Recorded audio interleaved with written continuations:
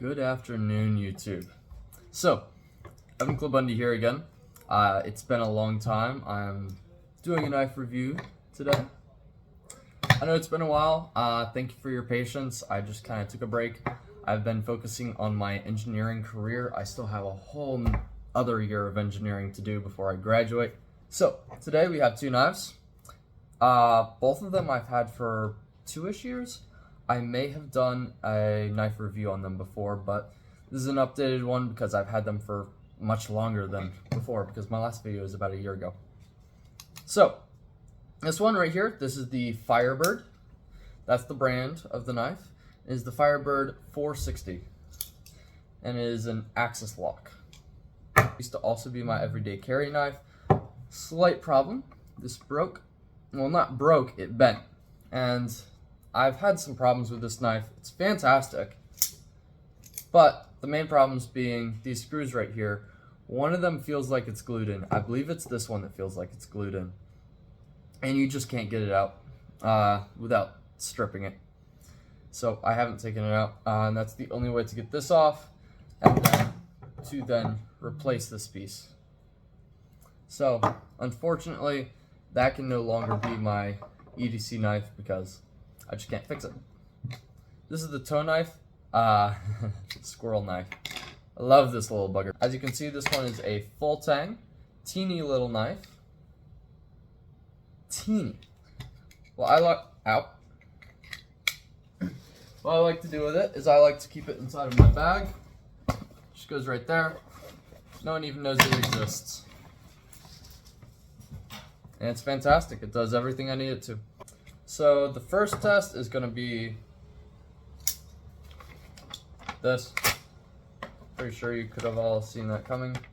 That was actually not very good. Now, I have beat the tar out of these knives. So this isn't out of the box. This is just...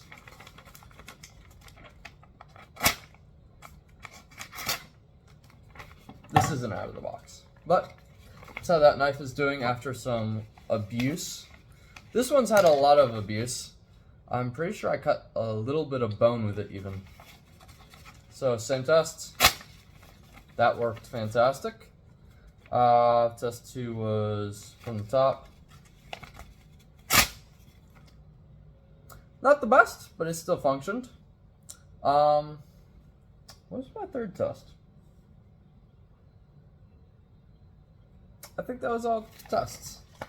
But yeah. And now we'll just do a really simple one.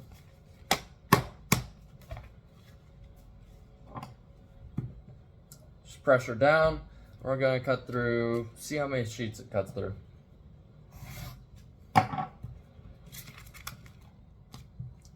Yep, that's 1. That's 2. Okay. Before I cut myself again on accident. So this knife made it through 6 pages of paper. And this knife made it through 7 pages of paper. Might just have to do with the steel. I did mention the steel at the very beginning. Not the worst thing to determine it on, especially considering I probably haven't sharpened either of these in about a year.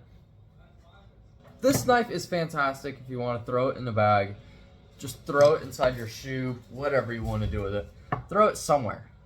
It's got a sheath, and it's pretty secure. It's a very secure sheath. That takes some force. You can also use it as a neck knife. You can use it as a boot knife. You can put it pretty much anywhere, and it's fantastic. The only downside is that only a couple downsides is that it has a very short blade. It does have very comfortable grip for its size though. Short blade and big overall size compared to blade. But because the blade is so much smaller than the handle's actually super comfortable. And it's a very comfortable knife to use. Also has big grippy jipping right there, and it's a thick knife. So it's not like you're gonna break it by, trying to bend it.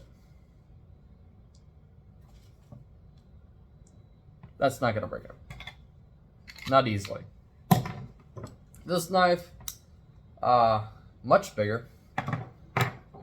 Much bigger. Also green. I wouldn't suggest doing that same test, but it does survive it. Axis lock. If you enjoy axis locks, this is one of the cheapest ones on the market, which is fantastic. And part of the reason I bought it, honestly. This is a major concern to me. I hope you all enjoyed.